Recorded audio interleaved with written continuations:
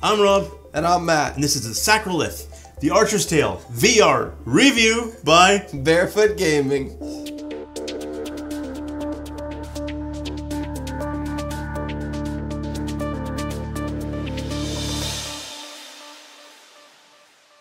Matthew.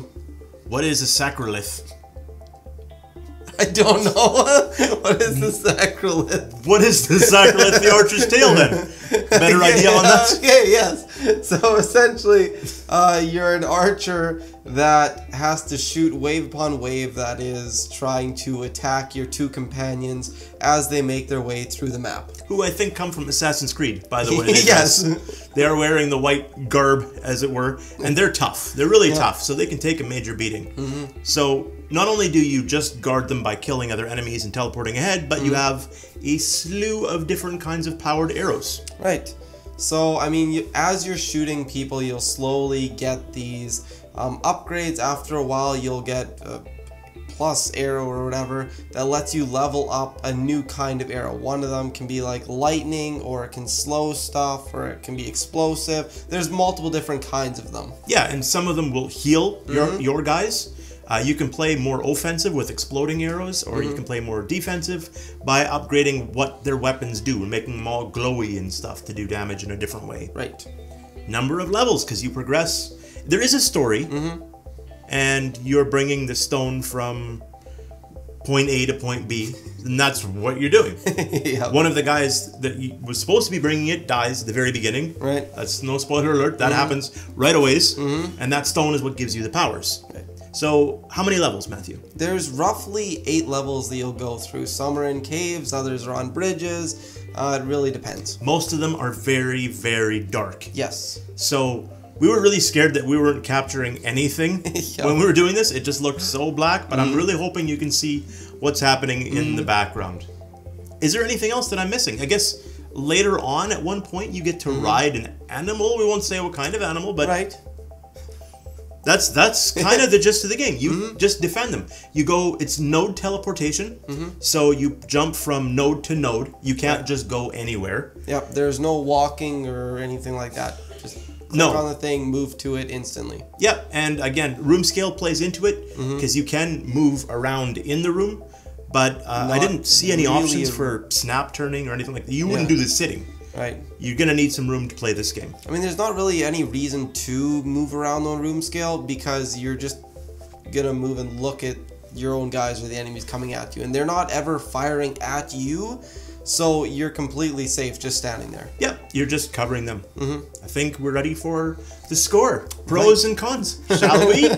Matthew, out of 5, give me some pros, give me some cons, and tell me why you score it as you do. So... Pro, the game looks really nice. It is really crisp, it's really smooth. Every single power-up makes you feel more and more powerful as you're going along. A con would be, it gets a little bit boring after a while. I mean, you play through like the 8 or so levels and you're doing the same thing over and over and over again. You're healing your guys, you're buffing them, you're killing the waves that come at them. Yes, they changed the skin of some of the NPCs that come towards them, but it's either a tank type dude that comes at you, or it's a dude that takes one shot, or occasionally in one there's a bat phase that something happens.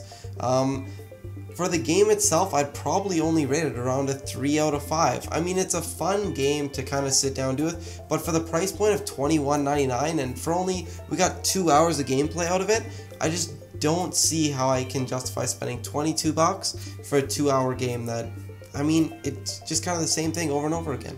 So you're just barely recommending it at 3 out of 5. Now, the 2-hour point is very valid, and I like archery games. I really do. And the first time I tried this, I really felt... I actually reached out to the dev and I said, I don't think I should review this yet. I feel like I'm just going to not enjoy it the way you intended. Maybe I'll wait a little bit and I'll try again. And I did. And I got more enjoyment out of it the second time. But the pros, again, it is a very pretty game. The physics of the bow, I think, are fair. Like, they're not dead-on accurate. But they're fair enough that I don't feel like the bow was slowing me down. If I missed, it was because of my skill level, not because of the game. For me, one of the biggest cons is I didn't feel like me being there was important. right? We have 2 tanks on our team that are just pushing through everything, and clearly we still have to kill hundreds and almost thousands of bad guys around them, but they don't care. All the people we're shooting don't care. So I'm teleporting ahead. I can be standing, a guy can be running into me, and I can be shooting him in the face, and that really pulled me out of it. There are other archery games where it felt like I'm more invested, and I felt like a guardian angel. I didn't feel like an archer that was working with my dudes, if that makes sense. Well, even some of the power-ups themselves that you grab, you really only need like 3 of them to get through the game itself. Like the other ones are nice and they're kind of gimmicky, but really you just need the health to keep your guys topped up, a buff for them to do more damage, and I mean you could take the lightning one just because sometimes they clump up and you can do some bigger damage there. But you really only need the 3 out of like the 20 that it gives you. And they do restrict how many you can do, so you can't open up all the arrows. Right, you can only have like 7 to 8 on you at one point. Yeah, and I knew once I even finished this game, this is one of those games where I'm gonna get angry emails. I know that. Yeah. I'm gonna get angry emails because people are gonna say you don't understand the gem, and that's the difference of just people liking different kinds of games. And this didn't. Honestly, I would give it a 3 out of 5. The 2 hours of gameplay I had were fun. I won't go back to it. That will be the only time I play it. And well, I don't know if there's much of a playthrough aspect to it. Like, so you find different ways for them to go through the waves, but I don't think that it. You'll always take the same path to get there. So 3 out of 5 at $21.99 Canadian, which is I'm sure $19.99 or $18.99 US. That's it. That's the review. What's your score? I'd still give it 3 out of 5. Oh, okay. They said you would give it out of 3 out of 5. They said you would. I did. Okay. I am giving it a 3 out of 5. That's where it's sitting. Okay. Again, you know what? If you can pick this up on sale, I think maybe the score value would go up. Yeah, I think if you can get it for like 10, 11 bucks, something like that, then I think it's more so worth it along those lines. Yeah, because then for a couple hours of just shooting a bow, why not?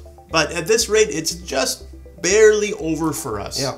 So we're gonna be the underside of the internet, the interweb bellies score. Why does there have to be a belly? It has to have a belly. You know it has a belly, right? But you could say the underbelly. Like, it's the interweb's belly. Thank you for watching. Don't forget to share. Let our videos out into the wild so others may enjoy them. Like, subscribe, comment. We love hearing from you.